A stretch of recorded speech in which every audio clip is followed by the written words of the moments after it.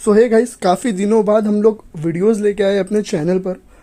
सबसे पहली बात, कैरी ऑन का कुछ भी कमेंट्स में अपडेट नहीं पूछना। जो कर रहे हैं वो एडमिन्स कर रहे हैं गोल्डन केटी के। सो यहाँ पे सिर्फ अभी पढ़ाई की बात करते हैं बिकॉज एग्जाम स्टार्ट हो रहा है परसों से, मंडे से। सो M3 की बहुत डिमांड थी कि लाइक बहुत बच्चे कन्फ्यूजन हो रहे कि पढ़ना क्या है कैसा क्या। क्वेश्चन बैंक अपना जिन लोगों ने इनरोल किया है M3 के लिए उन लोग को मिल गया है। एंड वन मोर चीज़, बहुत सारे ग्रुप्स में हैं ऐसे 2-3 ग्रुप्स है जहाँ पे क्वेश्चन बैंक परचेज करके वहाँ पे कुछ बच्चे लोग पेड कर रहे हैं लाइक 50 रुपीज़ 30 रुपीज़। वो स्ट्रिक्ट एक्शन उसके अगेंस्ट लिया जाएगा, उसका टेंशन मत लो आप लोग। और फिर जो जो ट्रांजेक्शन किया है वहाँ से भी, जो जिसने भी ऑफिशियल मूसा के वेबसाइट से खरीदा है, that's is genuine question bank. और यहाँ वहाँ से खरीदने के बाद अगर एग्जाम में नहीं आया फिर कुछ और सीन रहा तो आपकी रिस्पॉन्सिबिलिटी है, हमारे तक नहीं आना। चलो ठीक है, ये बात की बात हो गई। सबसे बड़ा सवाल है M3 में पास कैसे होना है, बिकॉज M3 में भी बहुत लोगों को गोल्डन केटी लगी थी और ड्रॉप भी लग चुके हैं। सो M3 बहुत एक गेम चेंजिंग सब्जेक्ट्स है, जिसके वजह से सेकेंड ईयर में जो ड्रॉप लगता है फाइनल ईयर में, उसकी वजह से लोग जा नहीं पाते बिकॉज उसके अंदर लैप्लास ट्रांसफॉर्म, इनवर्स और एक 4 ईयर सीरीज करके चैप्टर है। ये 3 मॉड्यूल जो इतने खतरनाक चैप्टर है ना, जिसकी वजह से आपको थोड़ा M3 बहुत टफ पड़ता है। बट लास्ट के जो 3 मॉड्यूल है वो पूरा लॉजिकली कंसेप्ट बेस्ड होता है, जिसके ऊपर आप लोग को सिर्फ दिमाग लगाना है, फॉर्मूला लगाना है और आंसर सॉल्व करना है। वहाँ से एक गलती भी हुई कैल्शियम में वैल्यू डालने से तो आप लोग का पूरा आंसर रॉन्ग होता है। ठीक है, अभी मॉड्यूल वाइज वेटेज, कौन सा सब्जेक्ट पहले कौन सा मॉड्यूल पहले करो जिससे पास हो सकते हो, और जितने मार्क्स का वेटेज बोला उतने मार्क्स का क्वेश्चन आता है। क्लियर है? ठीक है, मॉड्यूल नंबर 1 की बात करूँ तो लैप्लास ट्रांसफॉर्म, आप लोग को स्क्रीन पे दिख रहा होगा लैप्लास ट्रांसफॉर्म। लैप्लास ट्रांसफॉर्म का बेसिक है तो फर्स्ट शिफ्टिंग थ्योरम 5 मार्क्स का एक क्वेश्चन पूछता ही है। क्वेश्चन नंबर 1 के है कंपलसरी में। क्लियर है? ऐसा कंपलसरी नहीं है कि बेसिक या शिफ्टिंग थ्योरम का ही पूछे, मल्टीप्लीकेशन बाय टी या डिवीजन बाय टी भी पूछ सकता है। इतना क्लियर है? क्वेश्चन नंबर 1 कन्फर्म आता है। अगर क्वेश्चन नंबर 2 की बात करूँ, मल्टीप्लीकेशन बाय टी और डिवीजन बाय टी, ये दोनों में से एक क्वेश्चन तो आता ही है 6 मार्क्स के लिए। ठीक है, क्वेश्चन नंबर 3 जो है वो डेरिवेटिव्स एंड इंटीग्रल, इसका 6 या तो 8 मार्क्स का इवेल्युएशन का एक क्वेश्चन आता है। एंड क्वेश्चन जो topic number 4 evaluation of any type, integral evaluate करने बोलता है, 8 मार्क्स के लिए भी क्वेश्चन आता है। तो ये इस लैप्लास ट्रांसफॉर्म में से ये 4 टॉपिक बोल रहा हूँ, बट ये बहुत वास्ट है। अगर लैप्लास ट्रांसफॉर्म आप लोग देखने जाओगे ना तो उसमें बहुत सारे क्वेश्चन है। तो इस मॉड्यूल का जो वेटेज है वो 25 मार्क्स का वेटेज है इस मॉड्यूल का। क्लियर है इतना? मल्टीप्लीकेशन बाय टी और डिवीजन बाय टी कंपलसरी, दोनों टॉपिक में से एक क्वेश्चन आता है 6 मार्क्स का। ठीक है, इवेल्युएशन तो आता ही आता है, डेरिवेशन एंड इवेल्युएशन, एंड एक इवेल्युएशन का इवेल्युएट द इंटीग्रल का एक क्वेश्चन आता है, और बेसिक लैप्लास या तो शिफ्टिंग थ्योरम का 5 मार्क्स का क्वेश्चन आता है। ये इस मॉड्यूल का वेटेज है। अभी सेकेंड मॉड्यूल बात करूँ तो इनवर्स लैप्लास ट्रांसफॉर्म। इसके अंदर बहुत लोग कंफ्यूज होते हैं, बोलते हैं कि लैप्लास नहीं आया तो इन्वर्स कैसे आएगा। हाँ, ये बात सही है, बट कॉन्वोल्यूशन में ऐसा कुछ ज़रूरी नहीं है।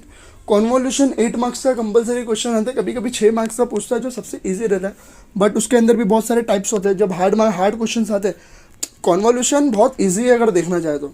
अगर तुम लोग को इन्वर्स लैप्लास में से बोलूँगा ना, अगर बहुत लोगों को पास होना है सिर्फ, तो कॉन्वोल्यूशन इज़ बेस्ट, वो करके जाओ, और बेसिक लैप्लास ट्रांसफॉर्म का करके जाओ। ठीक है, कॉन्वोल्यूशन, हाँ। और उसके साथ साथ यूज ऑफ डिफरेंशिएशन का क्वेश्चन आता है, लॉग के क्वेश्चंस। क्वेश्चन नंबर जो टॉपिक नंबर 3 दिख रहा है ना, लॉग वाले क्वेश्चन, अपने क्वेश्चन बैंक में लॉग वाले क्वेश्चन अवेलेबल हैं, आप लोग जाके देख सकते हो और वो सॉल्व करो, और उसमें से आने के 70 to 80% चांस है कि सेम क्वेश्चन वही रहेगा। और ये लॉग वाले use of differentiation log type के सम्स होते हैं। ठीक है, इनवर्स लैप्लास के ये क्वेश्चन है। अगर मैं मॉड्यूल नंबर 3 बात करूँ, 4 ईयर सीरीज, तो ये सबसे खतरनाक चैप्टर है। अगर जिसको इंटीग्रेशन आता है तो भाई उसके लिए सबसे इजी चैप्टर मैं बोलूँगा, क्योंकि कैसा है ना, कुछ बच्चे को लैप्लास आता है तो 4 ईयर नहीं आता, कुछ बच्चे को 4 ईयर पूरा आता है तो लैप्लास नहीं आता है। लैप्लास पूरा दिमाग का खेल है, फॉर्मूला लगा कहाँ पे कब यूज़ करना है वैसा रहता है। 4 ईयर सीरीज की बात करूँ तो 0 to 2 पाई का 8 मार्क्स का क्वेश्चन एक कंफर्म देखने मिलता है।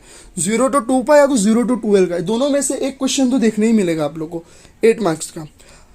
क्लियर है? तो माइनस पाई टू पाई का एक 6 मार्क्स का क्वेश्चन देखने मिलता है, या तो -L2L, या तो 6 या तो मार्क्स का क्वेश्चन देखने मिलता है इसमें से। अभी मैं बात करूँ हाफ रेंज कोसाइन सीरीज का, अगर 5 मार्क्स के लिए पूछा तो हाफ रेंज का भी 5 मार्क्स के लिए पूछता है, जो सबसे ईजी रहता है।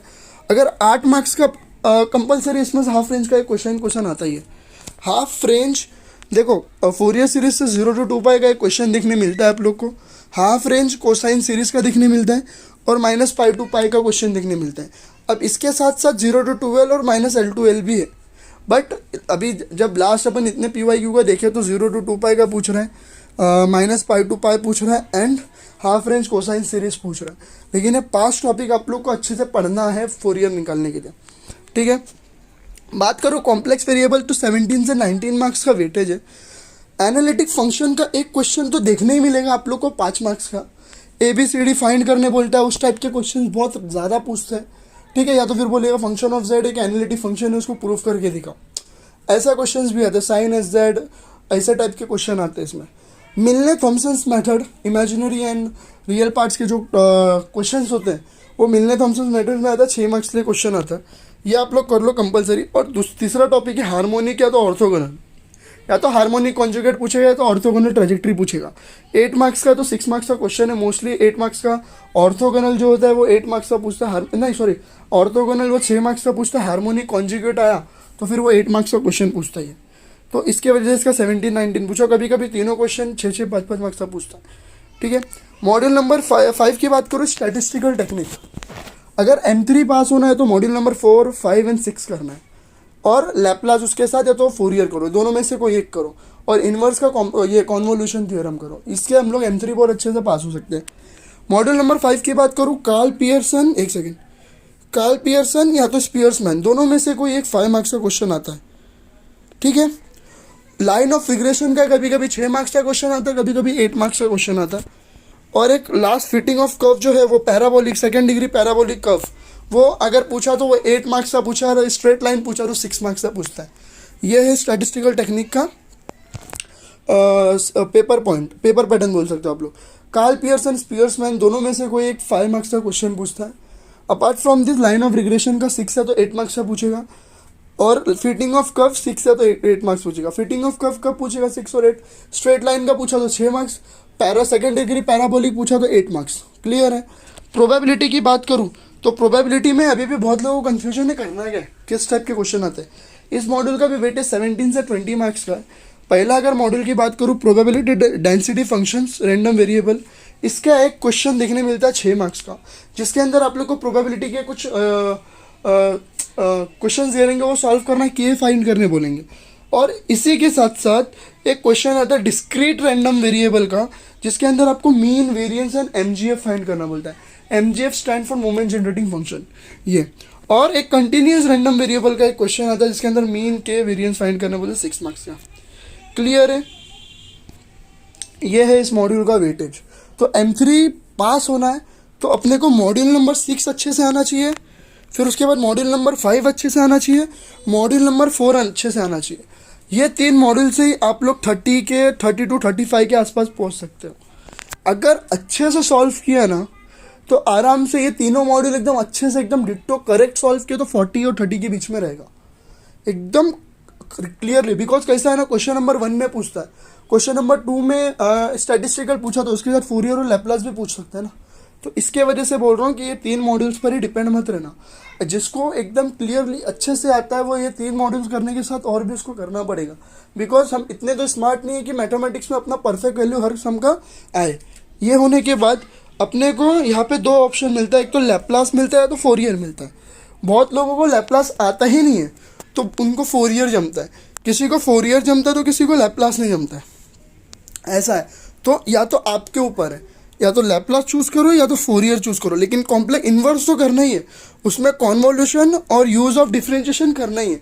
बिकॉज यूज ऑफ डिफरेंशिएशन का लॉग टाइप के सम आते ही है, वो मैंने क्वेश्चन बैंक में दिया हूँ, आप लोग प्रैक्टिस कर सकते हो। कॉन्वोल्यूशन के भी मैंने 10 सम दिया हूँ, तो वो प्रैक्टिस करो। कॉन्वोल्यूशन के अगर वो उस टाइप के 10 क्वेश्चन भी आप लोग ने सॉल्व किया ना तो फिर आप लोग को आइडिया आएगा कि एग्जाम में किस टाइप के क्वेश्चन आते हैं। इतना क्लियर है। तो इन्वर्स तो अपने को करना है। अभी मॉड्यूल नंबर 1 या मॉड्यूल नंबर 3 दोनों में से आपको चूज करना है कि करना है क्या। देखो, पढ़ो जितना लीस्ट पढ़ो, लेकिन अच्छे से पढ़ के पास हो जाओ। सब करने जाओगे कुछ नहीं आएगा, सब कंफ्यूज हो जाओगे। कल का दिन बचा हुआ है, अच्छे से पढ़ो। ऐसा नहीं बोल रहा हूँ कि पूरा पढ़ो, लेकिन इतना भी करो ना कि सिर्फ पास हो जाए, इतना पढ़ो। अच्छे मार्क्स भी लेके आओ। जो इतना स्मार्ट है, जिसको 60-70 प्लस आना है, वो सब पढ़ते हैं। बट जिनको 40-50 के आसपास प्लस पास होना है तो वो लोग ये सब मॉड्यूल्स करते हैं। फोरियर या तो लैपलास, दोनों में से आपके ऊपर है कौन सा चूज करना है। लेकिन मॉड्यूल नंबर 6, 5, 4 एंड 2 वो आप लोग को कंपलसरी करना ही है। उसके अंदर कॉन्वोल्यूशन कर लो, फिर उसके बाद ये यूज और डिफरेंशिएशन कर लो। पार्शियल जो मेथड है, फ्रैक्शन मेथड है, उसको तो मैं बोल भी नहीं रहा हूँ कि हाथ लगाओ, बिकॉज वो थोड़ा टफ पड़ता है पार्शियल फ्रैक्शन अगर देखा जाए तो। किसी को ईजी पड़ रहा है तो आप लोग वो भी कर सकते हो। सो M3 को ऐसे पास करना है। सो इजी से जाओगे तो मजा आएगा सॉल्व करने। मॉड्यूल नंबर 5 से जाओ, फिर 4 पे जाओ, फिर 6 पे जाओ, ऐसा करो। देखो पहले 5 पे क्यों जाना है, स्टैटिस्टिकल टेक्निक पूरा कैल्सी का क्या है, फॉर्मूला लगाओ, कैल्सी पे डालो, खत्म। 5 पे जाने के बाद सीधा 4 पे क्यों बोल रहा हूँ, कॉम्प्लेक्स वेरिएबल पे। उसमें सिर्फ बेसिक डिफरेंशिएशन और इंटीग्रेशन है, ठीक है। वो कर लिया अच्छे से तो सीधा प्रोबेबिलिटी पे उड़ो। प्रोबेबिलिटी में कंटिन्यूस वेरिएबल में थोड़ा सा बेसिक सा इंटीग्रेशन करना है और कुछ नहीं करना है, खत्म। फिर आपको ये लॉजिक लगाना है, या तो फिर स्टैटिस्टिकल और प्रोबेबिलिटी करो, फिर उसके बाद जाओ ना आप लोग कॉम्प्लेक्स पे, ऐसा कुछ नहीं। लेकिन वो 3 मॉड्यूल अच्छे से पूरा आना चाहिए।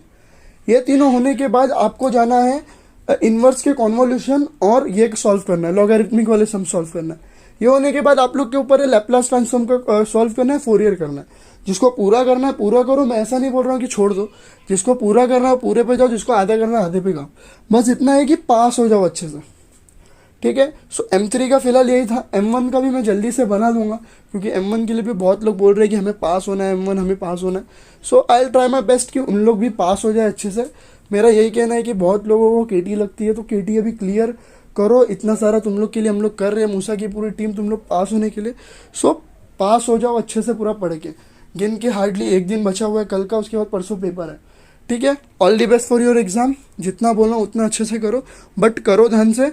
सेकेंड चीज़, गेट ट्यूटोरियल्स के यूट्यूब पे अगर आप लोग देखोगे तो सर ये सारे टॉपिक चीज़ जो भी है वो यूट्यूब पे लाइव भी ले रहे हैं। अगर उनका कोर्स बाई करना है जिसके अंदर अपना मूसा का क्वेश्चन बैंक भी सॉल्व है करा रहे हो, सब सारा चीज़ एप्लीकेबल करके रखे, उधर से आप लोग कोर्स भी बाई कर सकते हो। फिलहाल के लिए इतना ही, थैंक यू।